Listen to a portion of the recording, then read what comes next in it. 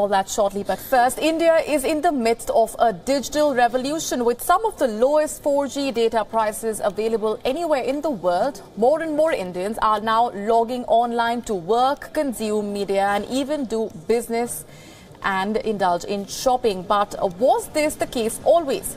Certainly not. We're taking a closer look at India's trends in terms of mobile data consumption over the next few minutes. Well, India has had a rather slow start in India, and its speed has considerably increased, though, over the last few years. The entire scene changed when 4G was introduced in India. The network is also significant as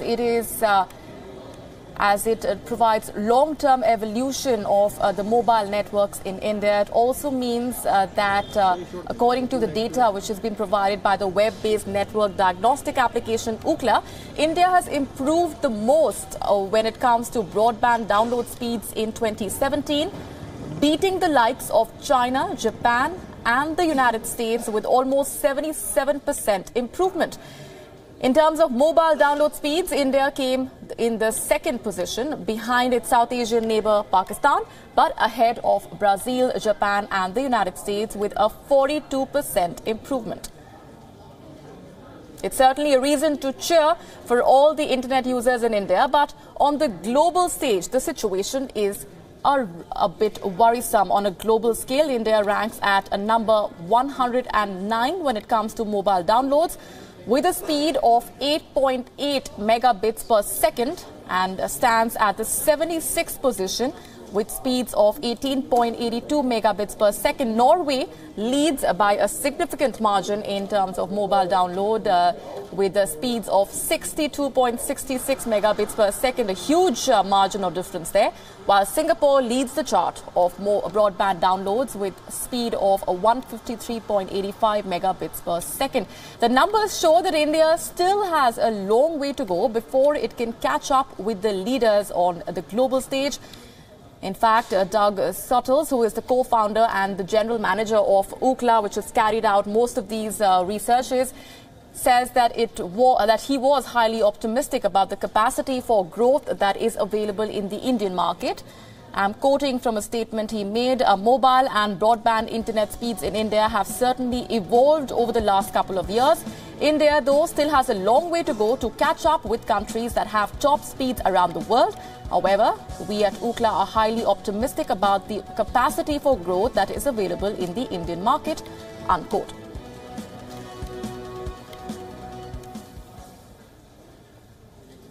Why don't we get in further perspective on that story? Joining us from the newsroom is Ankit Tuteja, our tech correspondent. Ankit, in terms of the figures and in terms of the margins that India really stands at in terms of mobile data consumption, globally it seems that India has a long way to go in terms of the rankings that we've just had a look at.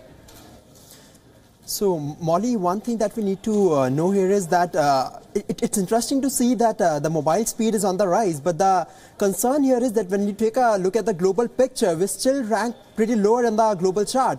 Our rank is somewhere around 76 and 77. So, in terms of speed, we may be going up, but when we talk about other countries, when we talk about speeds in other countries, we are still pretty far behind, and that's a major concern here.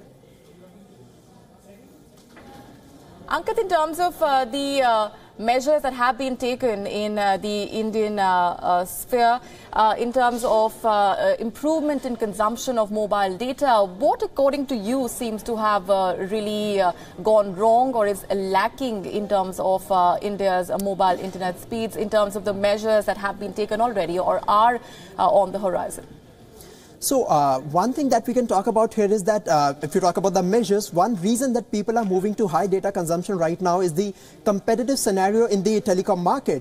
If you look at it, Jio is the first company to actually come up with 4G enabled feature phones, so they can actually reach out to more people in rural areas as well. So the data consumption is on the rise right now, and as a result of which 4G speed and 4G data consumption is increasing in the country. So if you look at it, one thing is that 4G, the use of 4G by people is being increased if you compare it with the last year. And another reason is that people are now going for the high-speed internet. There was a time when people would actually go for low-speed internet, but now the awareness is increasing. People are consuming a lot of content, and the mobile penetration in our lives has gone up, and as a result of which, people are increasing more data on their mobiles and on their respective devices. All right. So these are the reasons, basically. We're going to leave it there for the moment. Ankit, appreciate you joining us with all of those details. Moving on from now, though, from internet speeds to passwords. Now, if your password is as simple as the word password itself, or a series of 1, 2, 3, 4, 5, 6, well, you're using the 2 worst passwords of this year. This according to a list of the world's top 100 worst passwords released by a firm called Splash Data, which creates applications for password management and security. The list has been compiled from 5 million leaked passwords. Well, this year's list of worst passwords has some new entries as compared to last year's.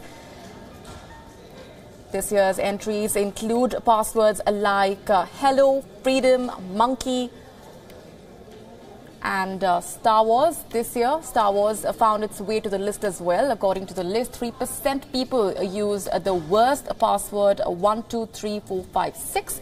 10% have used one of the worst 25 passwords.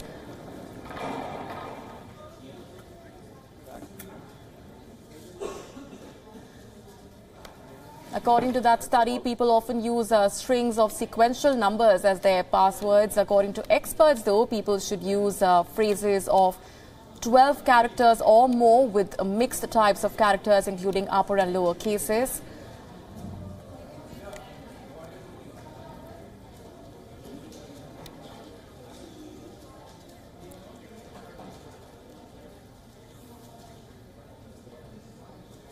Well, Bitcoin prices briefly plunged below $13,000, capping a stunning 24 hours. 5% of its value. This according to data from Coindesk.com. Prices had approached $20,000 as recently as Sunday. So Bitcoin has lost nearly 25 to 27% from its record high to nearly $20,000 at the start of the week. The cryptocurrency, which was at about $1,000 at the year's start, had surged to a record high of US dollars of $19,666 on Sunday in the lead up to exchange giant CME Group's launch of its Bitcoin futures. It has since lost about a third of its value. Bitcoin's success story brought cryptocurrencies to front foot and has also boosted the profile of its rivals, which offer alternatives to Bitcoin. Bitcoin currently is going through wild swings. In November, it tumbled almost 30% in 4 days from $7,888 US dollars to $5,555 US dollars.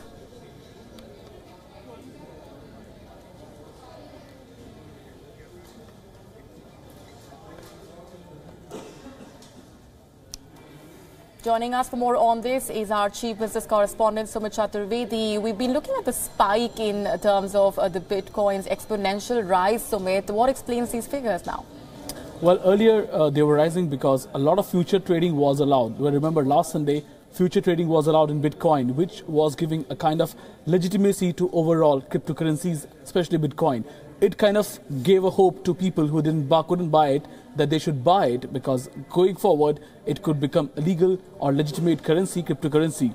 That gave hopes and that fueled the fire that took it to 20,000 levels. But now it has come to the information of people. They know now that it's not going to be legitimate in many countries of the world, and pressure is increasing. And over bubble, we will call it a bubble, because it rose from $1,000 in the beginning of the year to $20,000, and now it's come down to $13,000.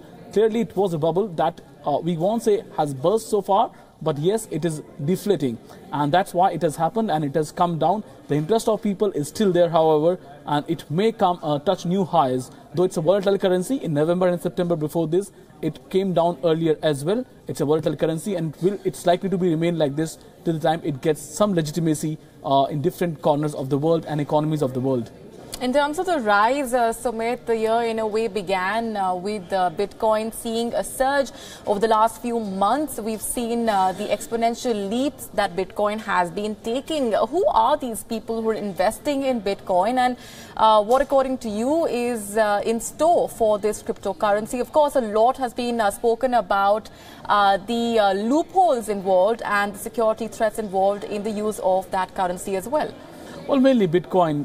Earlier, there were some, the investor community was very small. But then we found out everybody was interested, and everybody was interested with the nature, the kind of cryptocurrency and the liquidity which it was offering. But now that is not being offered anymore, and that's a problem which is being faced by people across the globe that have so far invested in Bitcoin. Liquidity is a big problem, and it's not something that can be anyways. Again, the big thing which I would like to tell you and to viewers, that it is not a simple currency. It's a complex currency, so it won't gain a kind of public acceptance as other currency have gained. That's why its rise will be limited. Whatever is happening could be speculation, because it's a very complicated digital currency. It's not a simple currency like the notes and the coins we use. So that's why its rise will be limited, because its understanding will be limited to only a group of people that was so far trading in Bitcoin.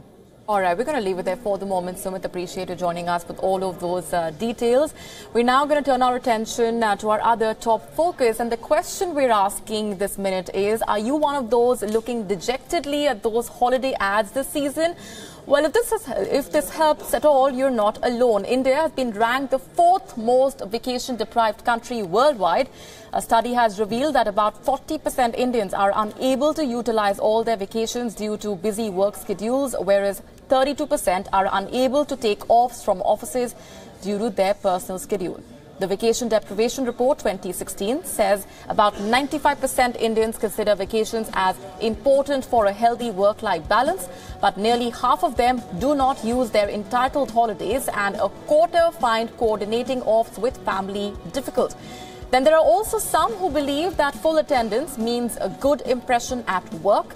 The survey was conducted not just in India, but also among over 9,000 office goers in the age group of over 18 years across 28 countries. Spain has been ranked as the most vacation-deprived country, followed by UAE and Malaysia. 81-year-old Betty Nash has become a global celebrity. She is the oldest air hostess in the world.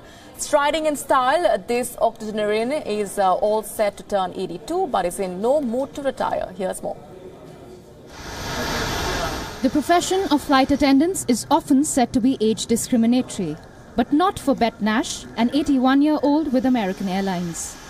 Having the distinction of being the world's oldest flight attendant, Bet is often greeted with selfies and embraces on her journeys. My first flight at age 16, I came to, my mother said she'd take me with her when she was going to visit her family in Ohio. And I came here, I'm from New Jersey, and I came from Atlantic City, New Jersey to Washington, changed planes to go to Ohio. And as soon as I got off that plane, I said, I am going to be, in those days, a stewardess. With her impeccable style, energy and grace, Bet has been termed as the undisputed star of the Airbus jet. Having witnessed generations of flyers and staff, Bet recalls the moment when she got the opportunity to serve former First Lady Jacqueline Kennedy. We used to have to wear white gloves and, pass out magazines and pillows and blankets before we left. And so I was walking through the aisle while on the ground saying, would you care for a magazine? And I heard this little voice, would you? Is this flight going to Washington or something? And I turned around and there was Jackie Kennedy. In the United States, pilots must retire at 65, but there's no such restriction on commercial flight attendants, of whom Betty Nash is believed to be the world's senior most. But that doesn't make Bet fret about retirement. On the brink of turning 82, she still doesn't think about the end of this glorious journey. I don't want to think about it, but I have to think that it's something that's going to happen. I'm not going to work till I'm 90. I don't know. Bureau Report, WION. It is the next level of robotics. Tokyo carried out the first test drive of a driverless bus on Friday. The test drive was limited to a small section of the road as the bus is yet to be registered with authorities, though it will be some time before you see these driverless vehicles on streets. For now, just imagine heading to your destination in one of these. The French automobile company Navia, which built these buses, says they are capable of navigating roads using internet, artificial intelligence and robotics. Japan is, however, still debating whether to ease regulations that would allow these buses to fully operate.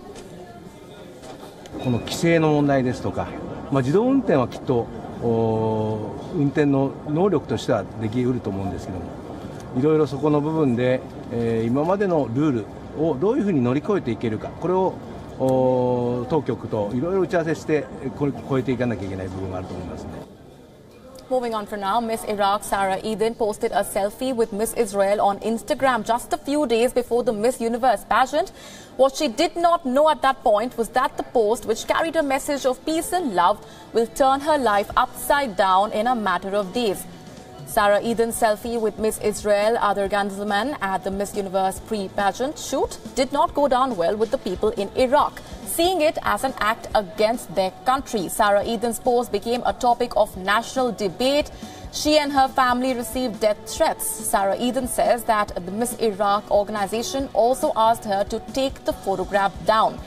The situation got so tense that Eden's family had to leave Iraq.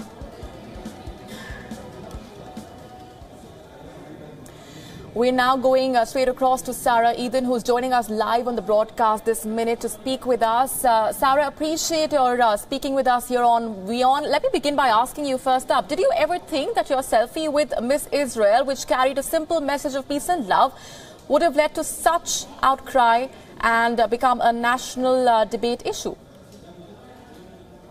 I wasn't even thinking about that because I lived, past few years in the U.S., and I had no idea about all these problems was going on between Iraq and Israel.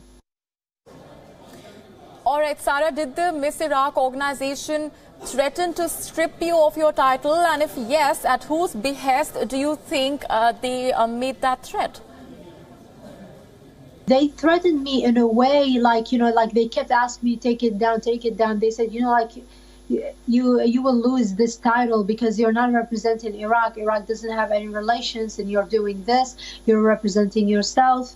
And I explained, I said, it's already been posted and I'm not supporting the Israeli government. So I said, the best thing I can do is I will write another post saying, hey, this is just a message of peace. This is not I'm not supporting the Israeli government.